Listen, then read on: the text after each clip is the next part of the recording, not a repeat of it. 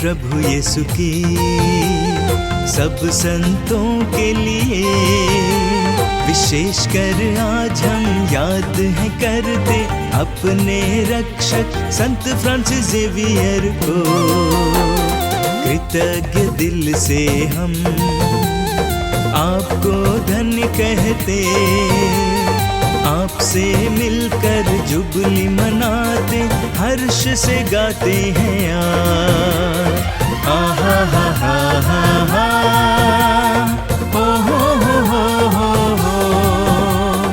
ला ला ला ला ला ला, hallelujah में। जय जय प्रभु यीशु की सब संतों के लिए। विशेष कर आज हम याद है करते अपने रक्षक संत फ्रांसिस जेवियर को। कृतज्ञ दिल से हम आपको धन्य कहते, आपसे मिलकर जुबली मनाते, हर्ष से गाते हैं यार। आहा हा हा हा हा, ओ हो ला ला ला ला ला ला, हालेलुया में।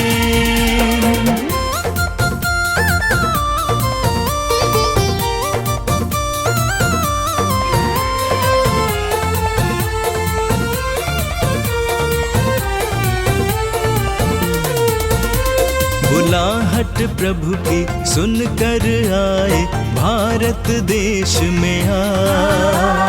हे संत फ्रांसिस आपने सुनाया सबको प्रभु वचन।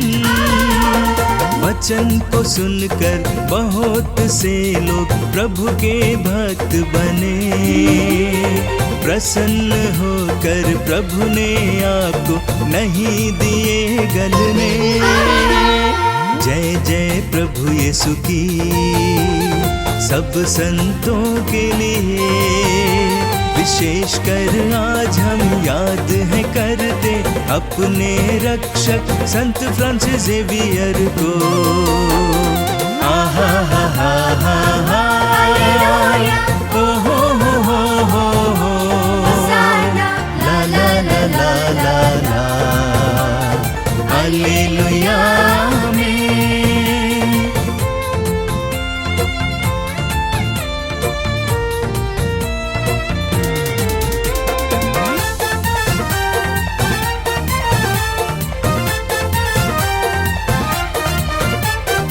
एटा शहर की कलीसिया के रक्षक संत हैं आपकी विनती से बल पाकर सुरक्षित रहते हैं सब। 25 वर्षीय एटापल्ली का विकास हुआ है सही। प्रभु विश्व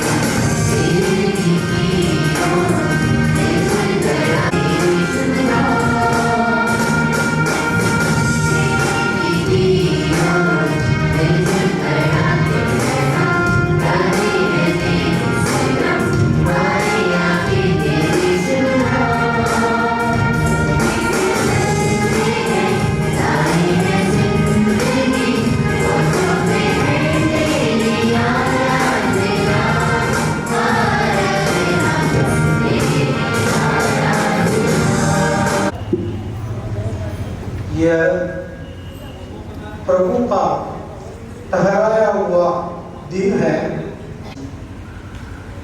सबसे पहले मैं पिता परमेश्वर को आज के दिन के लिए धन्यवाद देता हूँ, ताकि ये दिन आज हम सबों को बड़ी खुशी के साथ देखने को दिया है। बड़े बड़े दूर से लोग आए, सही सलामत इस Mar Thomas Padiyath auxiliary bishop of Shamshabad और पढ़ने में उपस्थित सभी पुरोहितगण कहीं अलग अलग जगहों से आए हैं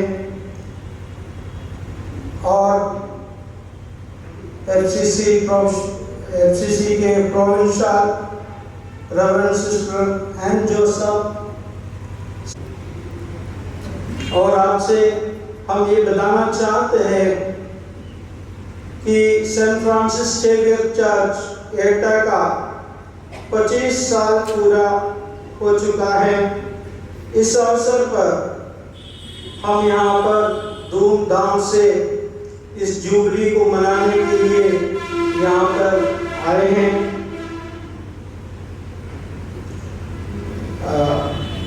मना रहे हैं। इस पल्ली का नींव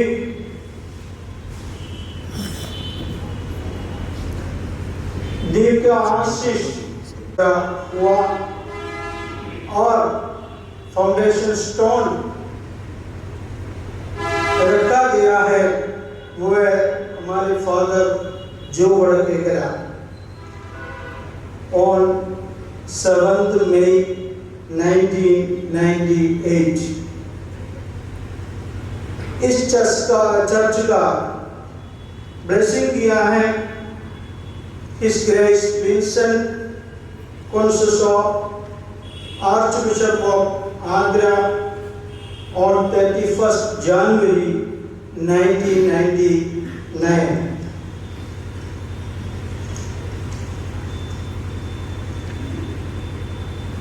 और इस चर्च सभी उदारमती लोगों की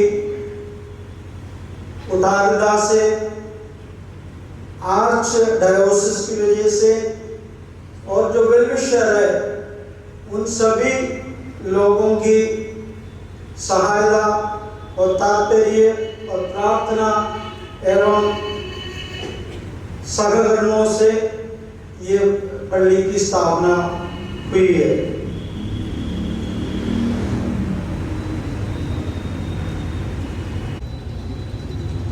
इस चर्च का जब शुरुआत हुआ, हम कुछ ऐसा फैमिली लोगों को अभी याद करना चाहते हैं। उसी समय यहाँ पर थे mister KJ. Varghese and family, mister OA George and his family, mister Ian Koshy and his family, Solomon and his family, और जोस पुलिशेरी and his family, और मैं खुद साहू एंड फैमिली। और हमारा इतने लोग थे यहाँ पर उस समय पर उपस्थित। हम सबों ने इसके लिए तन मन धन और प्रार्थना के सहायता से इसका भवन का निर्माण किया गया है। अब मैं आपको 25 साल थोड़ा पीछे ले चलता हूँ, क्योंकि इस चर्च का शुरुआत कहाँ से हुआ। इससे पहले हम लोग असिसी कॉन्वेंट स्कूल के चैपल में मिसा बलिदान किया करते थे हम लोग वहाँ पर प्रार्थना वगैरह सब करते थे। मीडिया है, रेगुलेशन से, रूल से आम जनता को हमेशा वहाँ पर आके प्रार्थना करने या सम्मिलित होने में असुविधा होते हैं, वो उनका भी गलती नहीं है। उस समय पर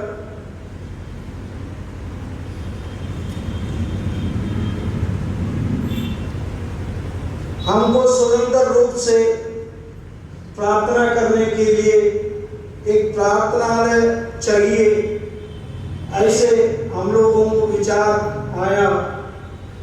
और मिस्टर के वर्गीस के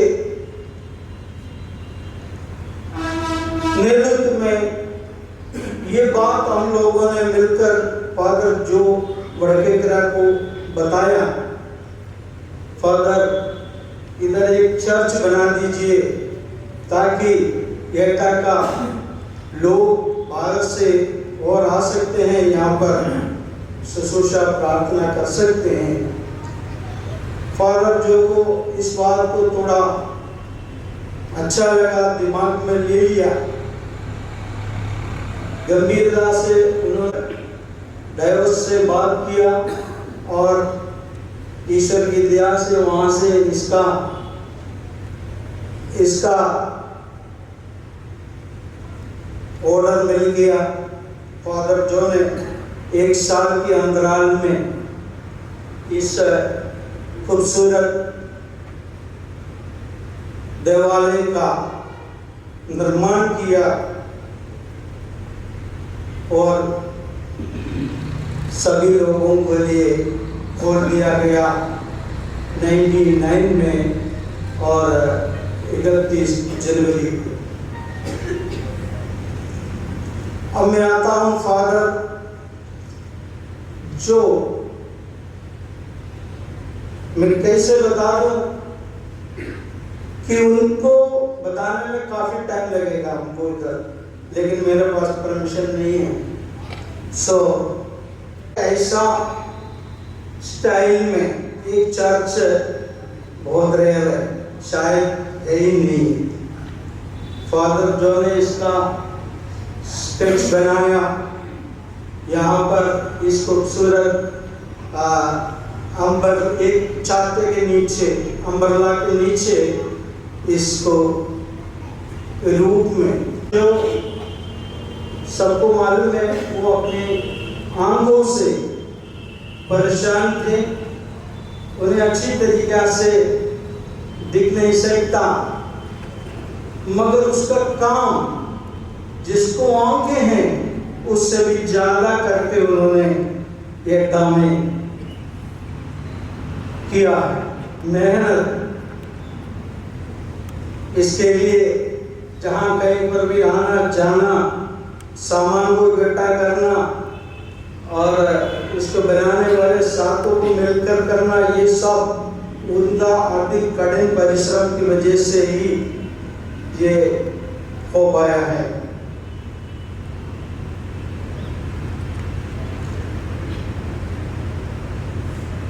और जो फादर की शायद आत्माएं इस चर्च के अंदर देख रहे होंगे, आचलपुर पल्ली का स्थापन किया, बस्तर में भी चर्च बनवाया, काफी मेहनत उनको करना पड़ा और उसकी वजह से आज हम सब यहाँ पर इसकी जुबली मनाने के लिए जगह जगहों से कष्ट झेलते हुए यहाँ पर आए हैं। इस खुशी में सम्मिलित होने के लिए हम सब उपस्थित हैं और हमें ये मौका मिल गया। बड़ी दुखी की ये बात है कि उन लोगों में से आज हमारे सामने काफी लोग नहीं रह गया। केजरीवाल गुजर गया, वो है जॉर्ज एंड हिज मिसेस, वो भी हमारा बिशप सुशील डीसा, ये लोग आज हमारे बीच में काश होता।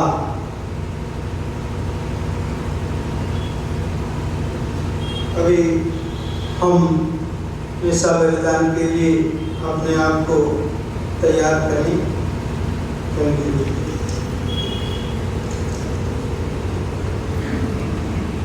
बेटा बलि के लिए सबसे खुशी और आनंद का दिन है। आज बेटा कलीसिया अपने रजत जयंती मना रही है। इस शुभ अवसर पर मैं हमारे महाधर्माध्यक्ष राफी मंजरी जी से अनुरोध करूंगा, स्वामी जी कृपया हमारे लिए यह पावन बलिदान को समर्पित करिए और हम सबों पर ईश्वर की आशीष लाइए। आइए हम सब लोग इस बलिदान में भाग लेने के लिए खड़े हो जाएं।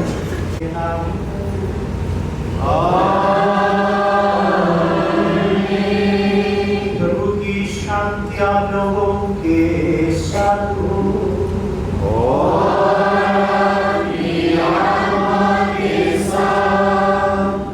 परमादरणीय आर्चबिशप आल्बर्ट डिसूजा, परमादरणीय बिशप थॉमस पारियल और डायसिस के कोने कोने से और मिशन के मित्रों, हितैषियों,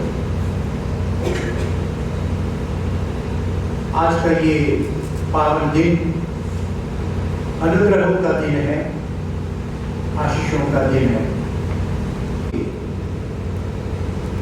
मुझे पूर्ण विश्वास है इस निष्ठा बलिदान में भाग लेते हुए हम अनगिनत आशीर्वाद प्राप्त करेंगे और हमारे लिए, हमारे परिवारों के लिए ईश्वर कुछ विशेष तोहफा प्रदान करेंगे। हमारे बलि पुरोहित फादर अरुण नेबुयालिश की आज का ये हिस्सा बलि परिवार के लिए और यहाँ उपस्थित प्रत्येक व्यक्ति के मतलबों के लिए चढ़ाया जाए। परमेश्वर को धन्यवाद देते हुए तो उनकी इच्छा के अनुसार ये हिस्सा बलिदान मैं इस बलि परिवार के लिए और आप सभी के लिए चढ़ा रहा हूँ। आइए कुछ क्षण हम मौन करें, ईश्वर की उपस्थिति का एहसास करें। ईश्वर परम पावन है, हमको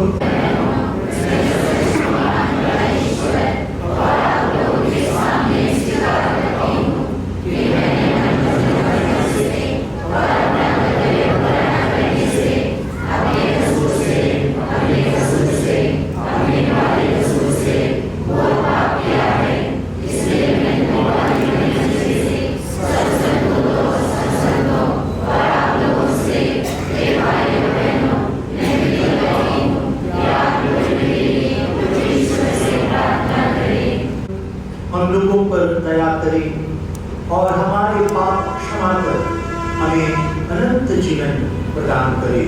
आमीन।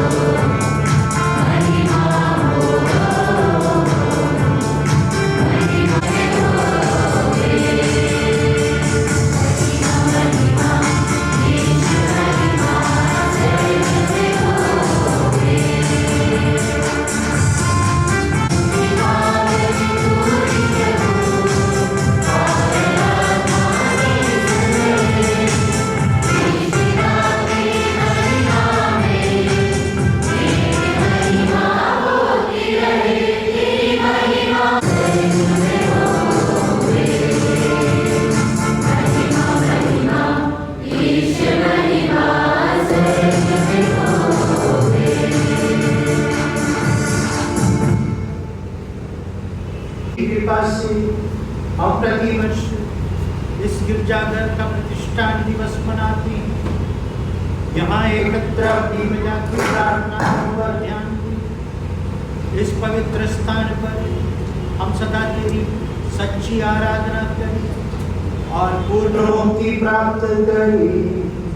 ये वरदे हमारे प्रभु तेरे पुत्र यीशु मसीह के द्वारा जो तेरे तथा पवित्र आत्मा के संग ईश्वर होकर युगानुयुग जीते और राज्य करते हैं।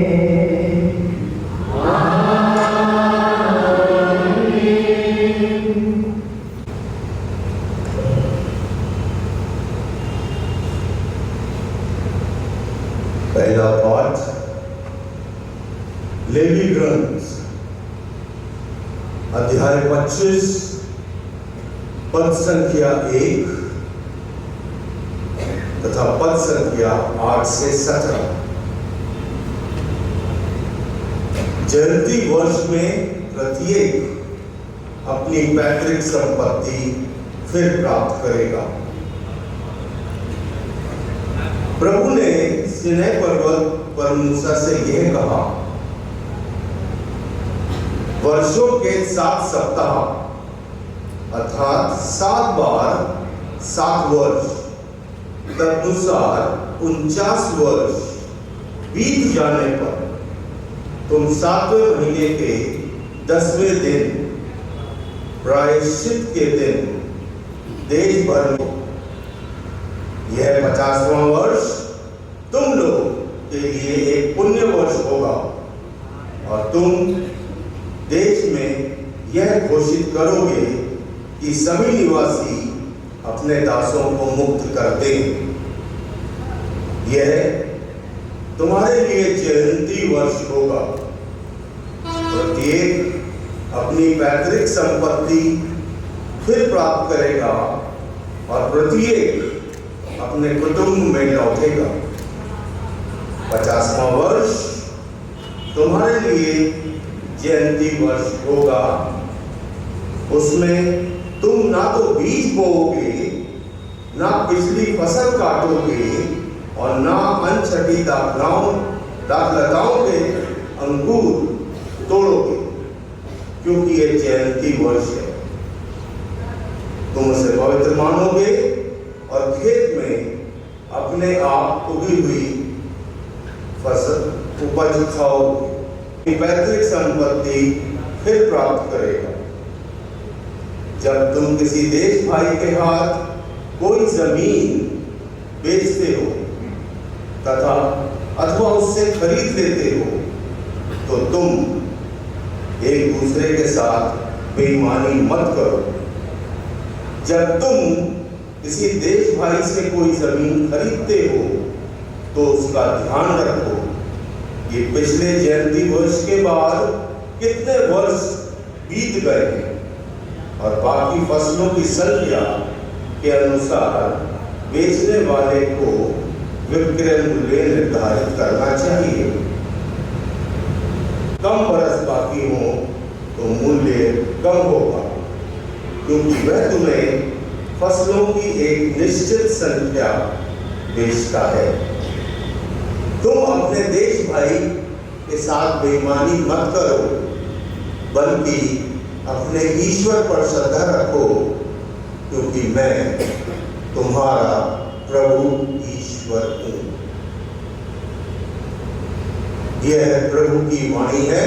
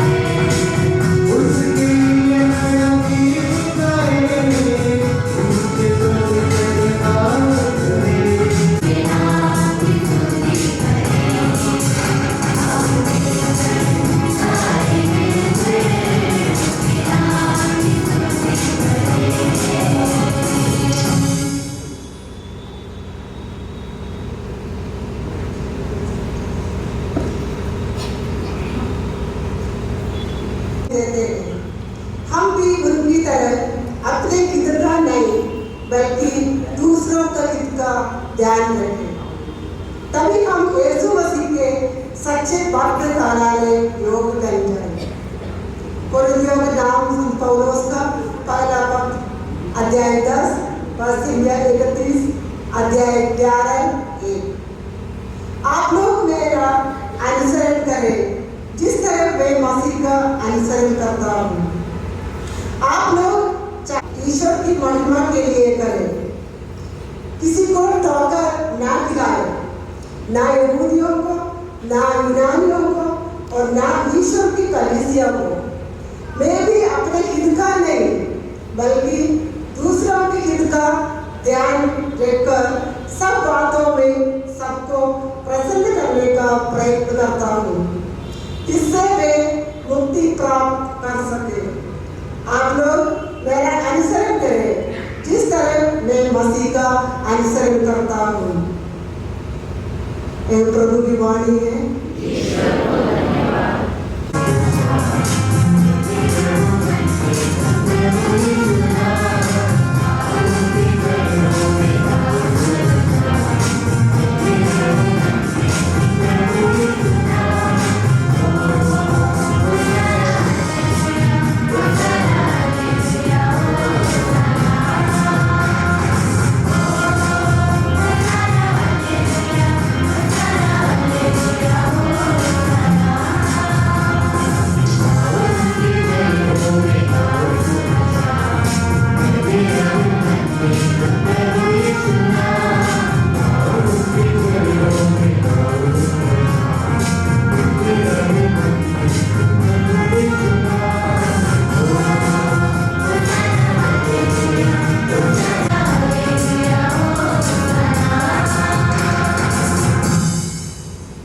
प्रभु आप लोगों के साथ हो।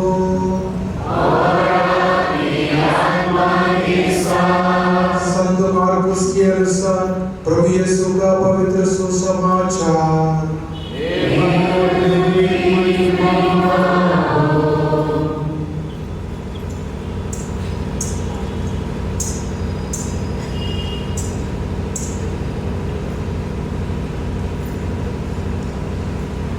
एक कोढ़ी मुझे शुद्ध कर सकते हैं। यीशु को तरस आया, उन्होंने हाथ बढ़ाकर ये कहते हुए उसका स्पर्श किया, मैं यही चाहता हूं, शुद्ध हो जाओ। उसी क्षण उसका कोढ़ दूर हुआ और वे शुद्ध हो गया। यीशु ने उसे एक कड़ी चेतावनी देते हुए तुरंत विदा किया, सावधान, किसी से कुछ ना कहो, जाकर अपने को याजकों को दिखाओ और अपने शुद्धिकरण के लिए मूसा द्वारा निर्धारित भेंट चढ़ाओ, जिससे तुम्हारा स्वास्थ्य लाभ प्रमाणित हो जाए। परंतु वे वहां से विदा होकर चारों ओर खुलकर इसकी चर्चा करने लगा। इससे यीशु के लिए प्रकट रूप से नगरों में जाना असंभव हो गया और वे निर्जन स्थानों में रहने लगे। फिर भी लोग चारों ओर से उनके पास आते थे। समाचार है, समाचार के शब्द हमारे पाँव को मिटा दिए।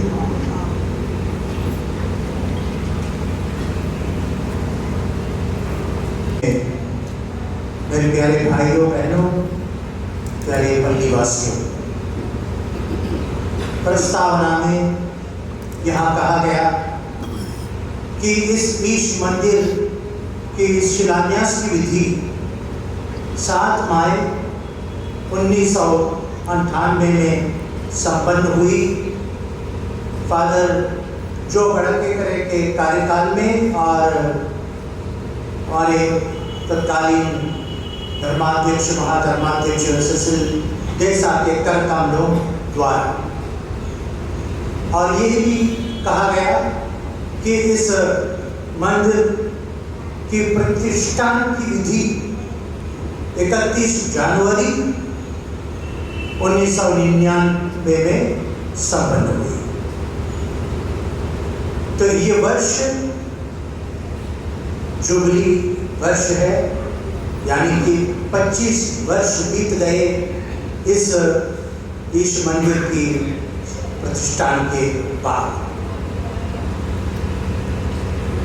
आज 2 शब्दों पर हम मनन करेंगे। पहली बात ईश मंदिर रखना चाहते हैं। सबसे पहले ये मंदिर है ईश मंदिर। मंदिर क्या है? प्रभु यीशु मसीह ने कहा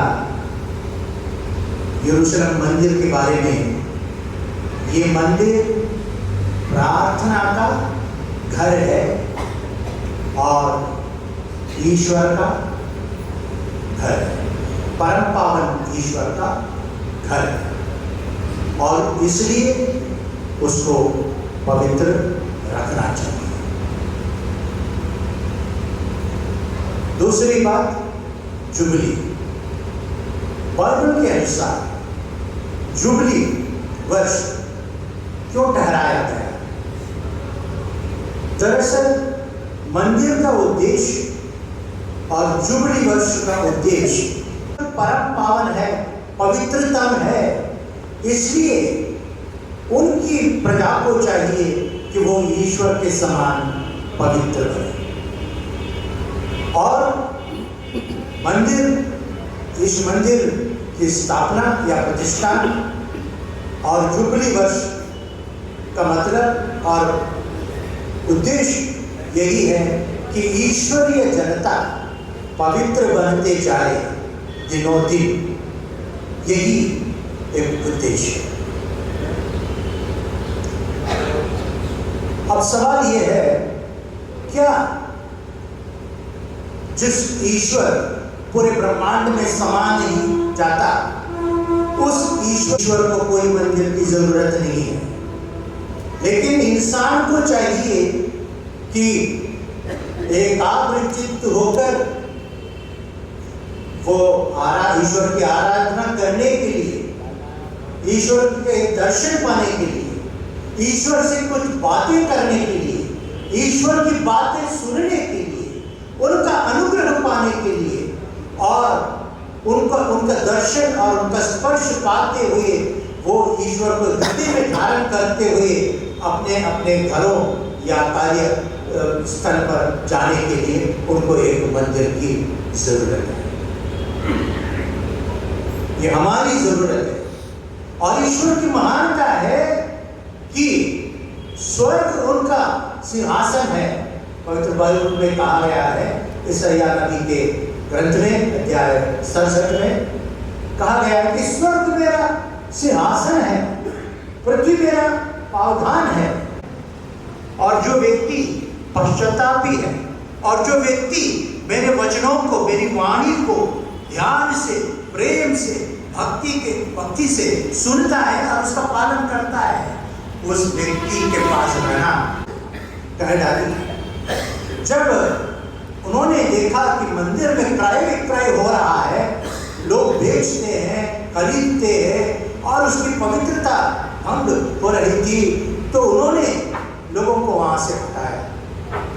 लेकिन कुछ लोग नाराज हुए, विशेषकर जिनका धंधा चल रहा था, और उन्होंने उनसे सवाल किया, आप किस अधिकार से इन लोगों को यहाँ से हटा रहे हैं?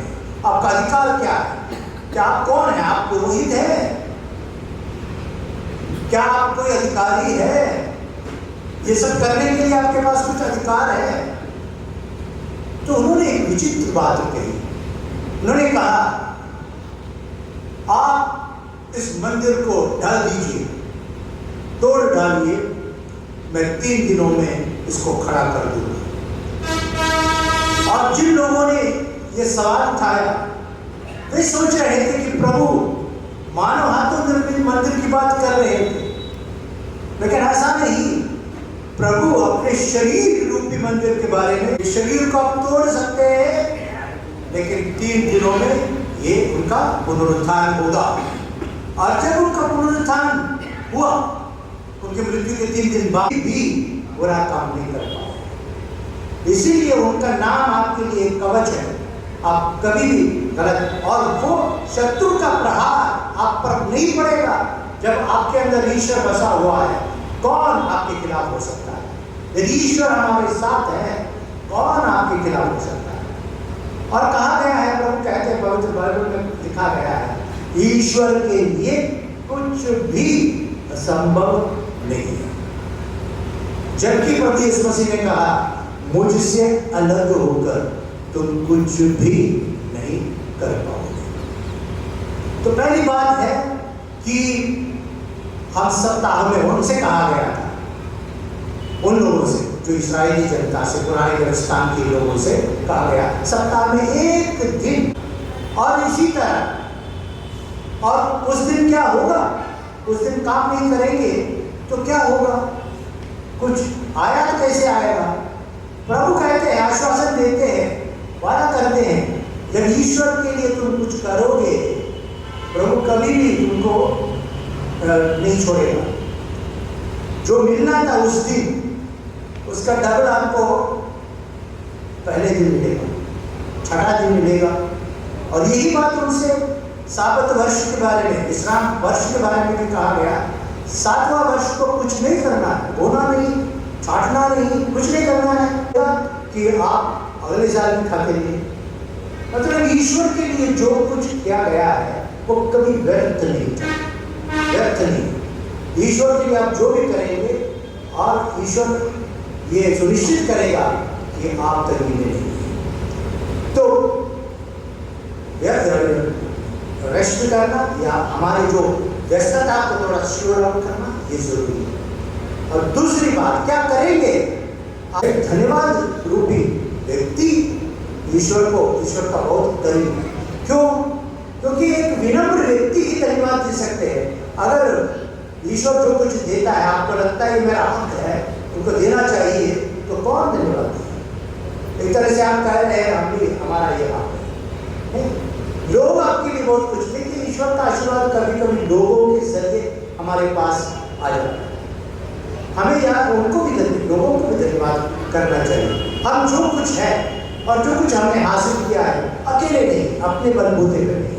हम सामाजिक प्राणी हैं और जो कुछ हमें मिला है दूसरों की मदद से हमें ईश्वर ने ऐसा बनाया है कि अकेले कोई इंसान पूर्ण नहीं होता है, वो अपूर्ण नहीं रहता है।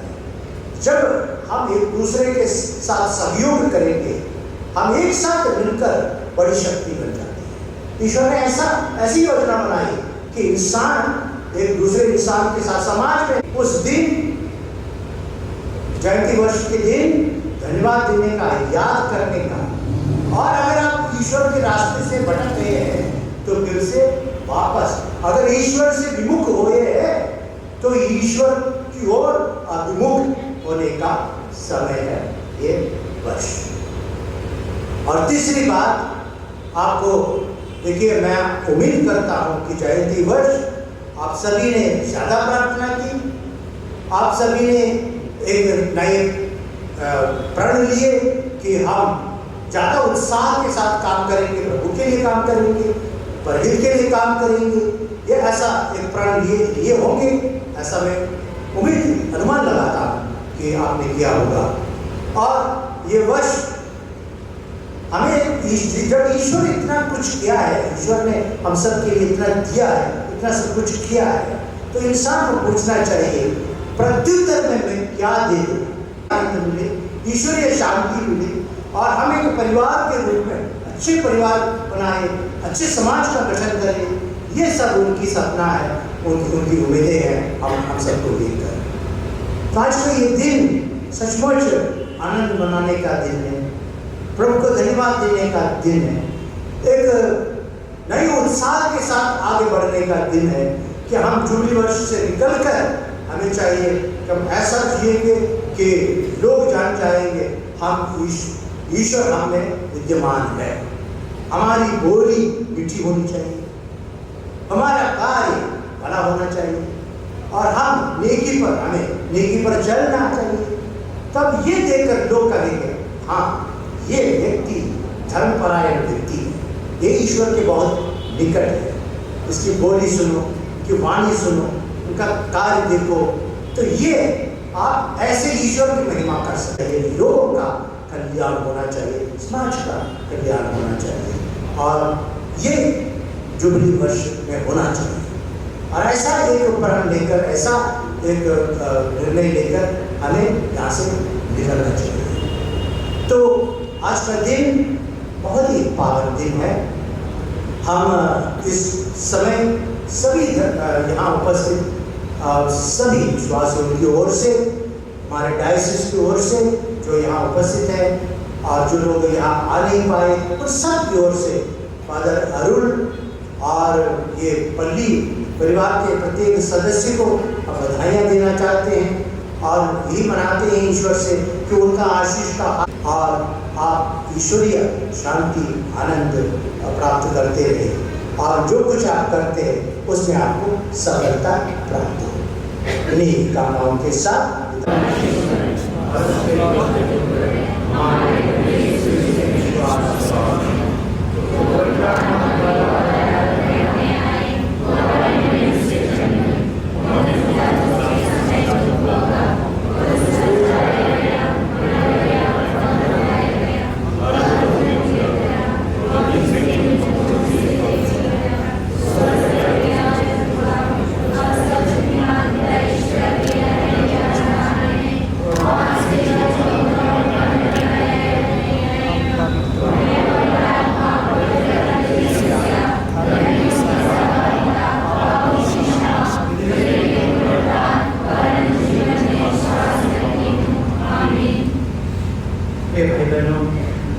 लोगों के बीच में जाना, उनकी समस्याओं को सुनना और इसके निवारण के लिए आगे आना, इन सब के लिए जोश की आवश्यकता है।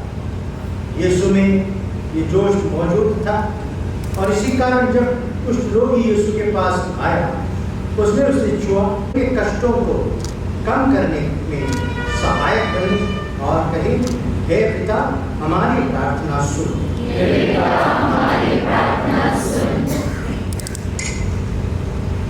हे सर्वशक्तिमान शाश्वत ईश्वर, तेरे ही दिशा पर सब कुछ निर्भर है।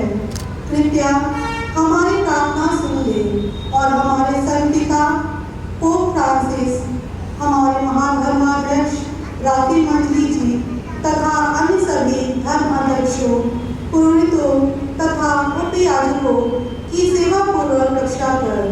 प्रभु, हम उन पुरोहितों को याद करते हुए उनके लिए विशेष रूप से प्रार्थना करते हैं जो एटापल्ली में शुरू से अब तक निस्वार्थ भाव से अपना पूर्ण सहयोग एवं सेवा की वे प्रभु की कृपा से सबके सब ईमानदारी के साथ ईश्वर की सेवा करते रहे।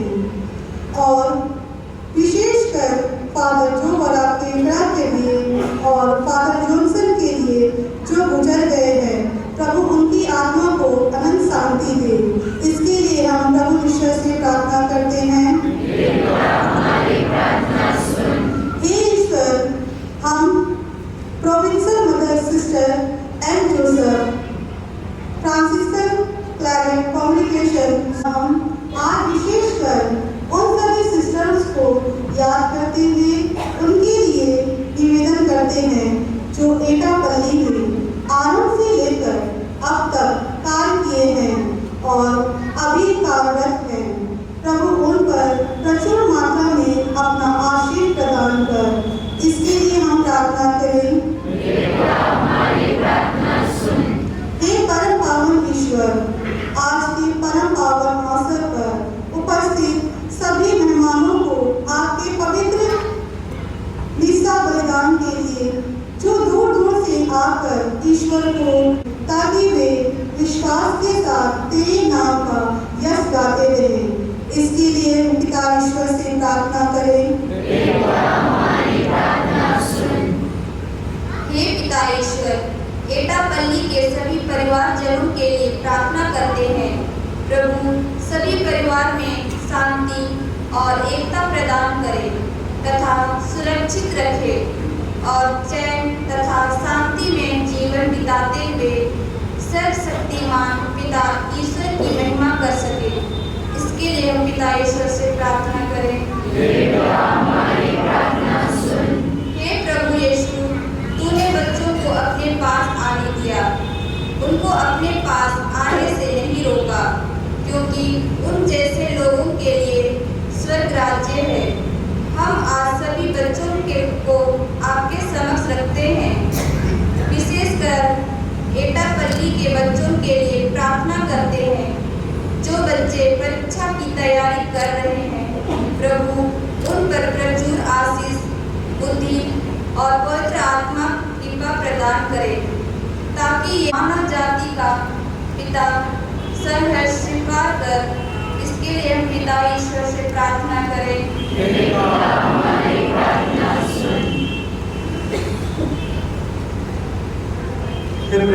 ईश्वर प्रति हमें दया दिखाने की प्रेरणा प्रदान करता है।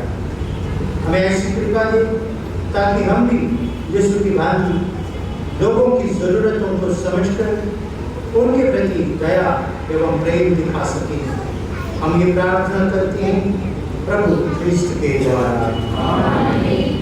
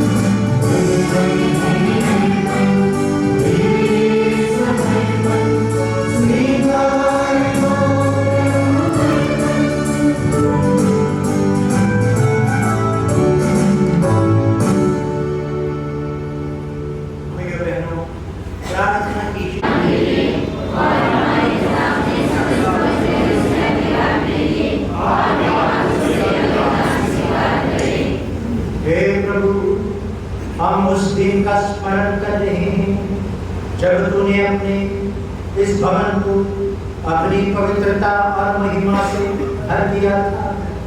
दयापूर्वक हमारी प्रार्थना सुन और हमें वही स्वरूप ग्रहण करने की कृपा कर हमारे प्रभु ख्रिस्त के द्वारा।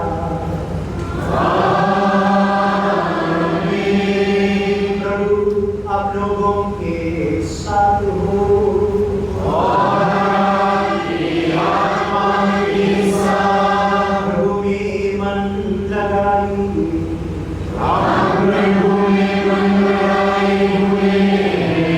हम अपने प्रभु ईश्वर को धन्यवाद दें।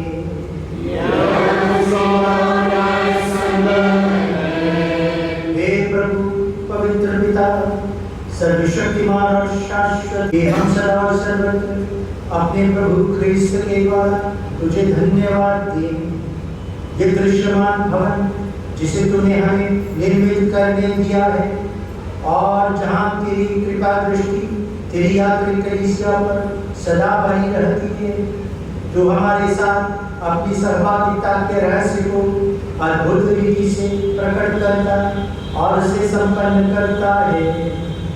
यहाँ तू हमें अपने मंदिर के रूप में निर्मित करता और विश्व भर में फैली अपनी कलीसिया को प्रभु के निज शरीर में नित्य विकसित करता रहता है, ताकि ये एक दिन शांति के अलौकिक सौंदर्य स्वर्गीय नगर यरूशलेम में पूर्ण रूप से परिणित हो जाए।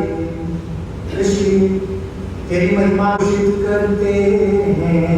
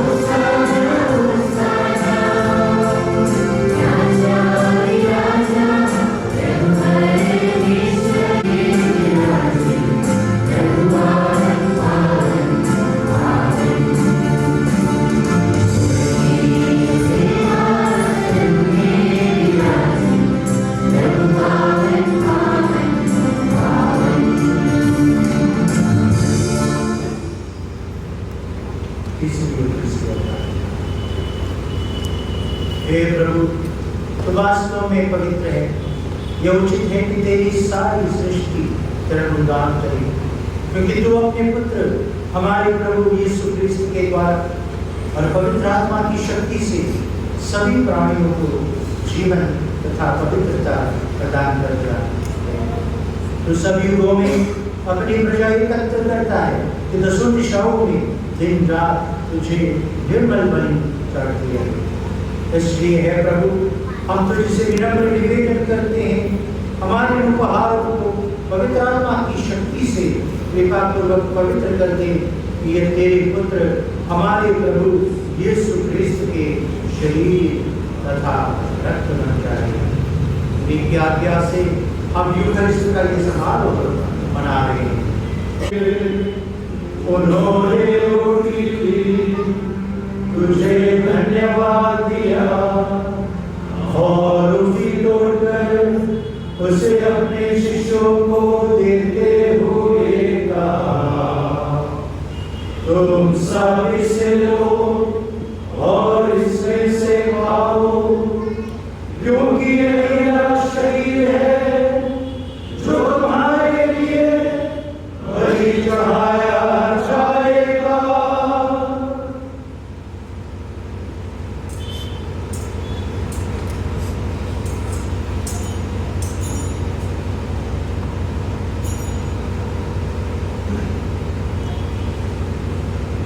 इसी भांति भोजन के बाद उन्होंने प्रभु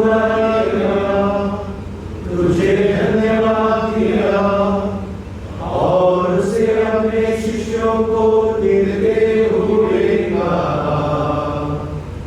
तुम सभी से लो और इसमें से पियो, क्योंकि ये मेरे रक्त का कटोरा है।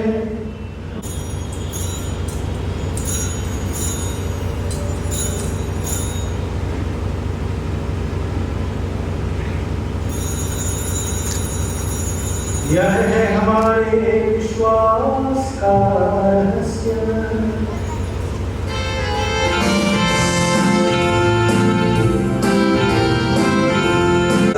एक बना ले।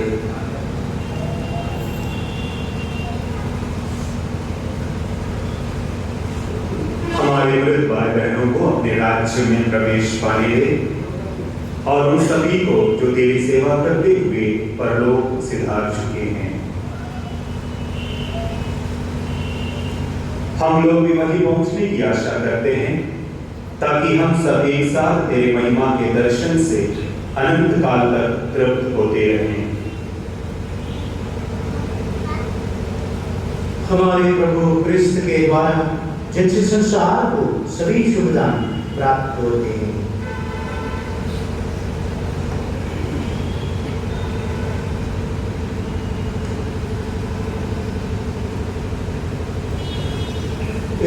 प्रभु क्रिस्त के द्वारा इन्हीं के साथ और इन्हीं में हे सर्वशक्तिमान पिता ईश्वर पवित्र आत्मा के साथ सारा गौरव तथा सम्मान युगायुग के आगे है।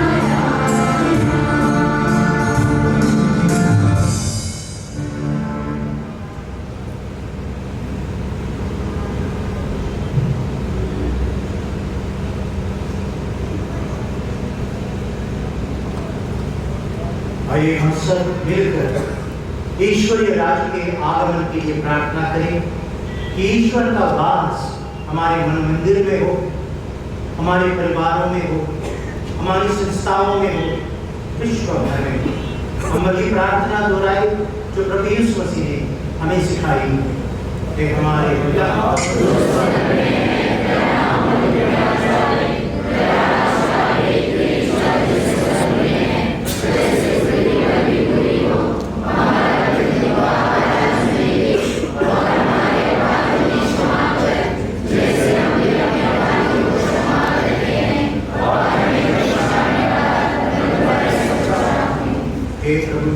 हम तुझसे प्रार्थना करते हैं, सभी बुराइयों से हमें बचा और इस जीवन में हमें कृपा पूर्वक शांति प्रदान कर।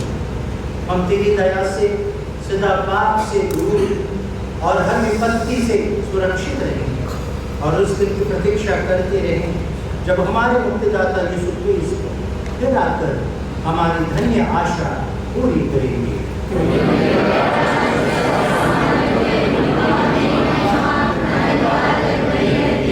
हे प्रभु यीशु क्रिस्त, तूने अपने प्रेरितों से कहा है, मैं तुम्हारे लिए शांति छोड़ जाता हूँ, अपनी शांति तुम्हें प्रदान करता हूँ।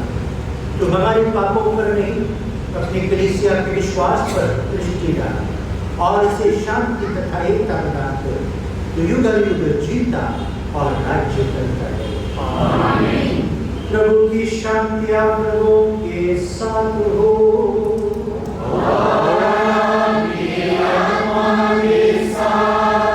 एक दूसरे को शांति अभिवादन करें।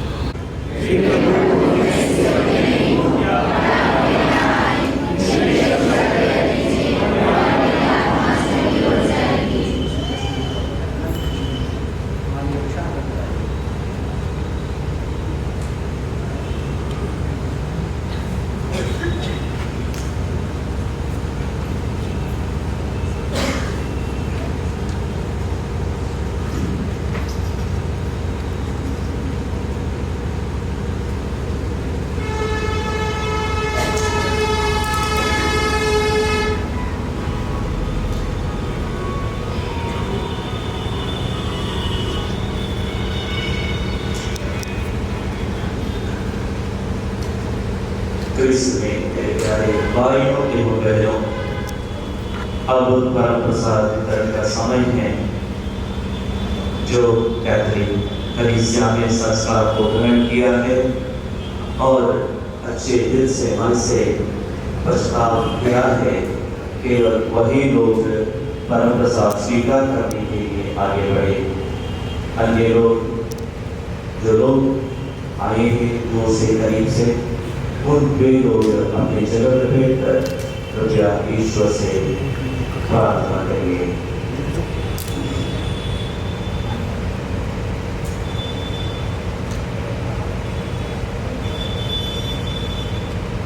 और खींचो पाँच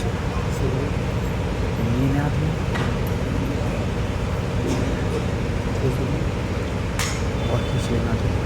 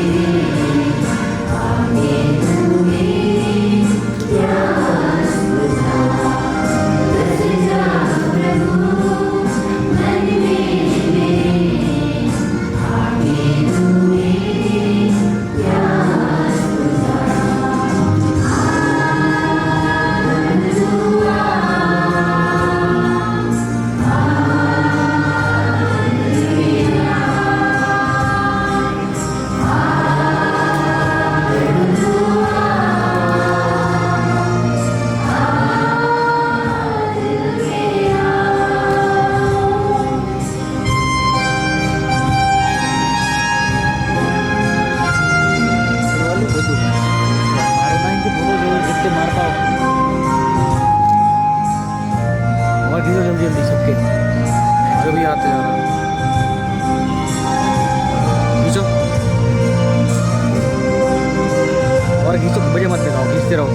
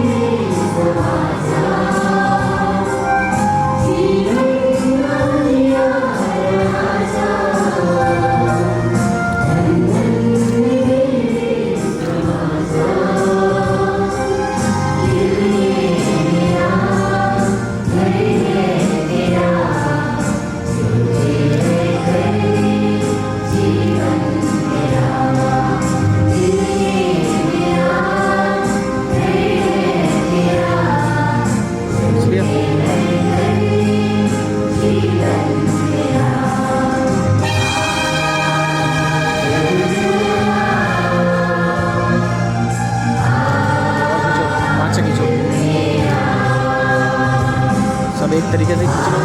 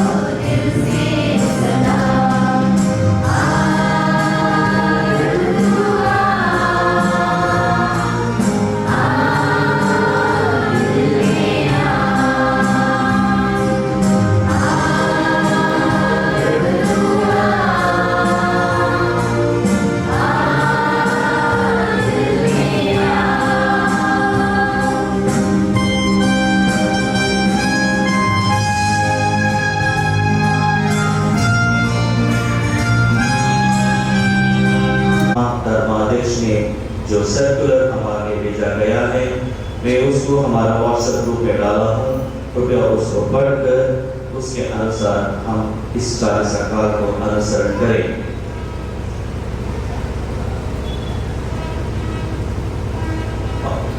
अब अंतिम आशीष के बाद हम हमारे इस 25 वर्ष का जो जुबली कैलेंडर बनाया है, उस कैलेंडर को हम अनावरण कर रहे हैं। इस बलिदान के बाद सब लोग से मैं अनुरोध करता हूँ, कृपया 2 मिनट के लिए गिरजाघर में बैठ जाएं। और इस वक्त हम आशीष से पहले हम जुबली वर्ष में जो प्रार्थना की, रोजाना में सब बलिदान में हम जुबली वर्ष के लिए जो प्रार्थना की, उस प्रार्थना के अंतिम दिन में हम आए हैं। आज हम अंतिम बार इस प्रार्थना को बोलकर आज की जुबली का समारोह को समाप्त करते हैं। कृपया हम सब लोग इस प्रार्थना को दिल से मन से बोलकर ईश्वर की आशीष प्राप्त करने की कष्ट करें।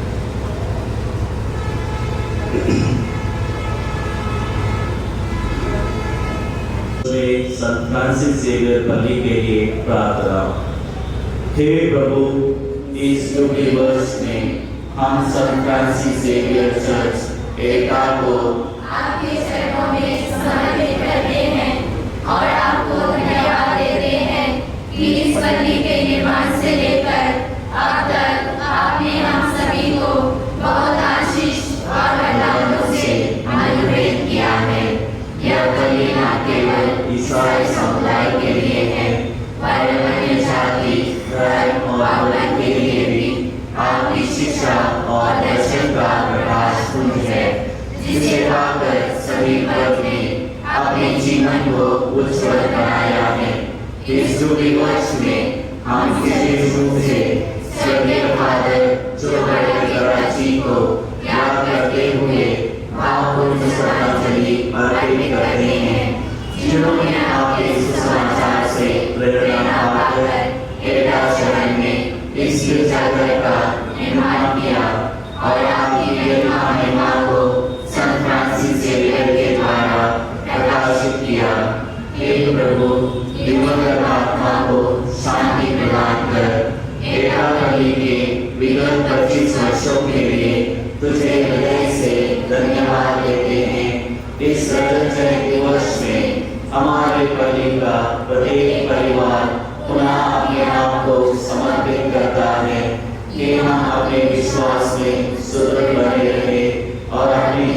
आचरण द्वारा प्रभु को साक्ष्य दे सके। इस शुभ दिवस में हमारे पति को अपने कृपा और नाम से वर दीजिए।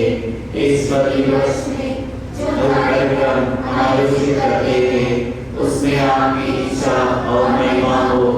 शुभ दिवस में अनाथ, गरीब, बेसहारा और लाचार मनुष्यों जिनकी देखभाल करने वाला कोई ना हो उनको अन्याय करे और उनकी हम सभी का योगदान बना रहे।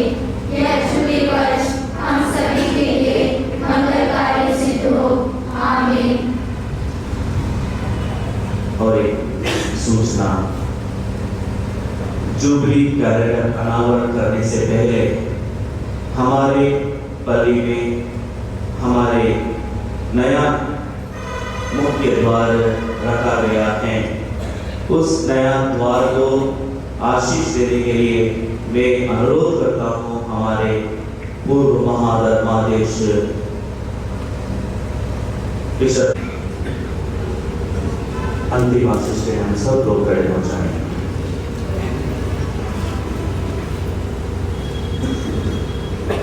प्रभु आप लोगों के साथ हो।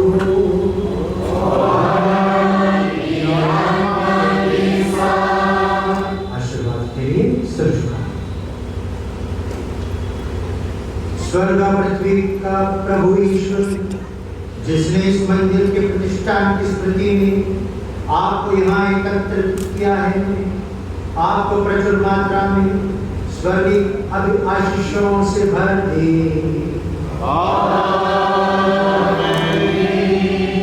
ईश्वर की इच्छा है कि वह अपनी बिखरी हुई संतान को अपने पुत्र में एकत्र करे। वही आपको अपना मंदिर तथा पवित्र आत्मा का निवास बनाए।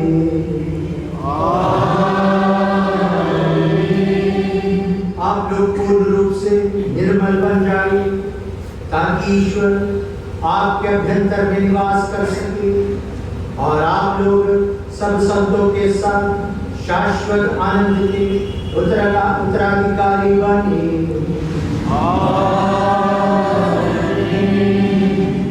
आशीर्वाद तुम्हें प्रदान करे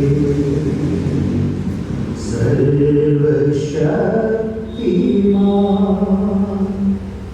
पिता और पुत्र और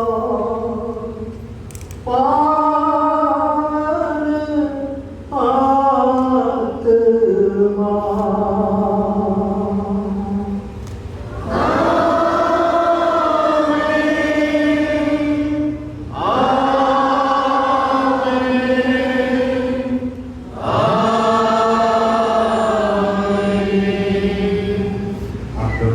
प्रभु के प्रेम और शांति में जीवन बिताए। हमारे हो जाती हैं। इस मुख्य द्वार को नए रचित मुख्य द्वार को भी अपनी आशीष प्रदान कर कि जो कोई तेरी इच्छा और नियम के अनुसार पूर्वक इसके द्वार प्रवेश और निर्गमन करता है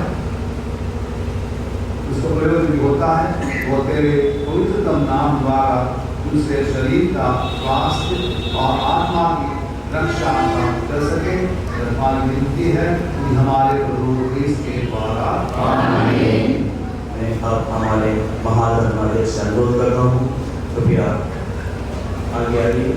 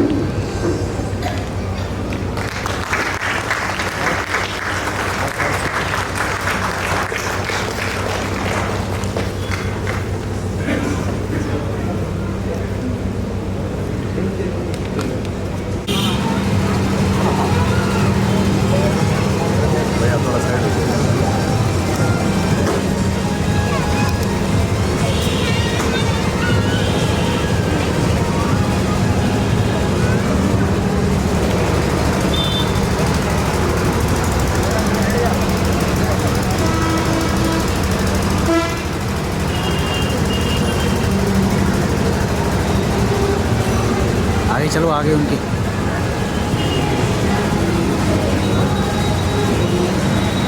आगे आगे आगे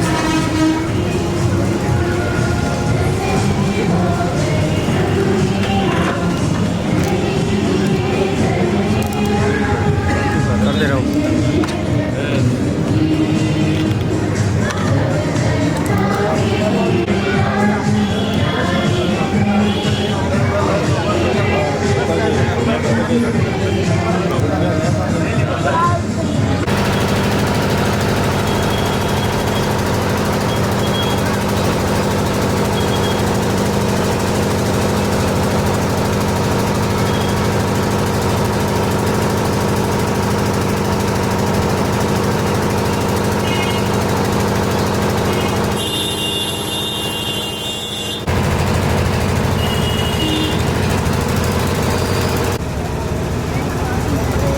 मेरी फोटो खींचने